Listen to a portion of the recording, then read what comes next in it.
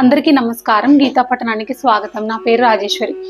ఇవాళ మనం భగవద్గీత 2వ అధ్యాయం సాంఖ్యయోగంలో లాస్ట్ శ్లోకం అంటే 72వ శ్లోకం చదువుకుంటున్నాం. ఈ శ్లోకంతో ఇంకా 2వ అధ్యాయం సాంఖ్యయోగం కూడా అయిపోతుంది.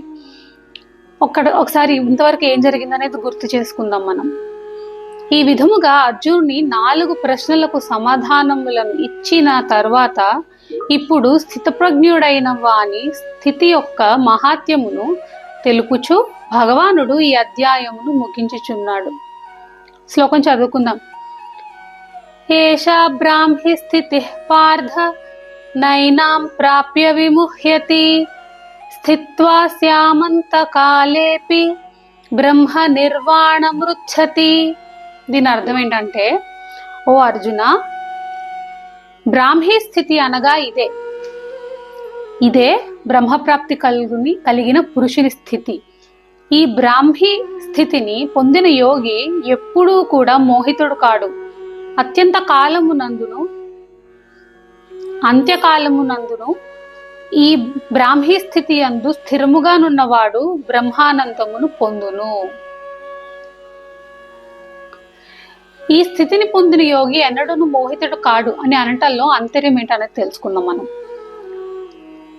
బ్రహ్మం అనగానేమి? ఈశ్వరుడు ఎవరు? సంసారం అనగానేమి? మాయ అని దేనికి పేరు? వీటికి గల పరస్పర సంబంధం ఏంటి? నేనెవరు? ఎచ్చటి నుండి వచ్చాను? నా కర్తవ్యం ఏంటి? నేను ఏమి చేయుచున్నాను? ఈ మొదలగు విషయముల యథార్థ జ్ఞానము లేకపోతే మోహమనబడును. ఈ మోహము జీవునకు అనాది కాలము నుండి ఉన్నది. దీని వలననే అతడు ఈ సంసార చక్రమున పరిభ్రమించుచున్నాడు. కానీ అహంకార మమకారములు, ఆసక్తులు, కోరికలు త్యజించి మనుష్యుడు పైన తెలుపబడిన బ్రాహ్మీ స్థితిని పొందినప్పుడు ఈ అనాది సిద్ధమైన మోహము అతని నుండి సమూలముగా తొలగిపోవును. కావున మరల అది ఉత్పన్నము కాదు. అలాగే అంత్యకాలమునందును ఈ స్థితి అందున్న యోగి బ్రహ్మానందమును పొందును అనటలోని అంతర్యం ఏంటి? జీవిత కాలముననే ఈ స్థితిని పొందిన మనుష్యుడు బ్రహ్మానందమును పొంది జీవన్ముక్తుడు అగునని చెప్పనవసరమే లేదు. కానీ సాధన చేయగా అకస్మాత్తుగా మరణకాలమునందు ఈ బ్రాహ్మీ స్థితి అందున్నవాడు అనగా అహంకార మమకారములను, ఆసక్తి స్పృహలను, కోరికలను అంతరింపజేసుకొని త్యజించి నిశ్చల భావముతో పరమాత్మ స్వరూపమునందే స్థితుడయ్యున్నవాడును బ్రహ్మానందమును పొందును.